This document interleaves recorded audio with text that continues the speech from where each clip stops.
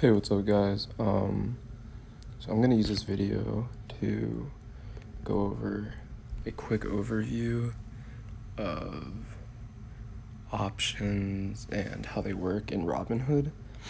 So we're gonna work with GLD. This is the ticker GLD, which is the gold trust and essentially tracks the price of gold on the New York Stock Exchange.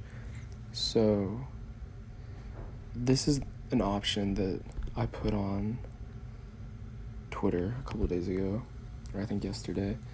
And so you can see right here the average cost that I got in at, which is 46 cents per option. And right now it's at 81 cents an option, so you can see how much I'm up right now.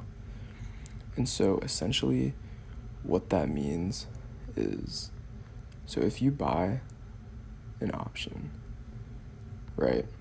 So let's go to the options, and you can see at the top all the different dates. So these dates are the dates that the option expires. So I don't know what today's date is, but the closer you are to today's date, the more expensive the option is going to be. So generally speaking, if you get a shorter date, like let's say I wanted a June 28th date, that's this Friday. So some of these options are really cheap up here.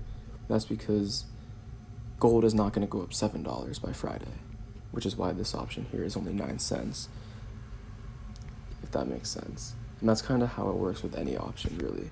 Like the farther out, the more expensive it'll be because it has more time to go up. Like this option needs 2 cents to go up and it just did by July 26th. So that option is $2.65.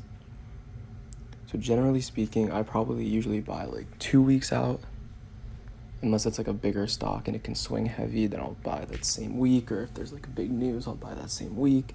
And there's many factors, but generally speaking, the farther out you buy an option, the more expensive it's going to be.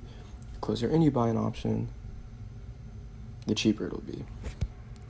So now you can buy and sell options. We're not going to talk about selling options right now because it's more advanced. We'll talk about buying options. So when you're buying an option, you can either buy a call or a put. If you buy a call, you think the stock price is going to go up. So if I think the gold trust is going to hit $135, you'll buy a call for $1.10. If I think it's going to go down, you can buy a put. So if I think it's going to go down by this Friday, you can buy a $134 put for $1. And essentially what that means is you're betting that the stock is either going to hit 135 on the call, which is these numbers on the left. That's your strike price. That's what it's called, the price you want to get to. Or if you want to buy a put, your strike price will be below the current share price. So if I think it's going to hit $134, you buy a $134 put, and that's your strike price. So it needs to hit that strike price by expiration. And keep in mind, you can always sell before expiration. You do not need to hold. So for example, right here, this expires July 19th. I can sell this right now and make $210. But I'm going to hold it because I think it's going to keep going up. That's beside the point. So now when it comes to pricing options, you're going to think, oh, 54 cents, that's so cheap. These prices that you see, you need to multiply them by 100, and that is what you're paying. So for example, this is a 54-cent option, but if you want to buy one contract, it's going to cost you $54 because you need to take that price and multiply it by 100. So that is why when you get to certain stocks like Tesla and the option prices are, $6, you're spending $600 to get one contract, and that's a lot of money. Like, some people don't have the capital for that.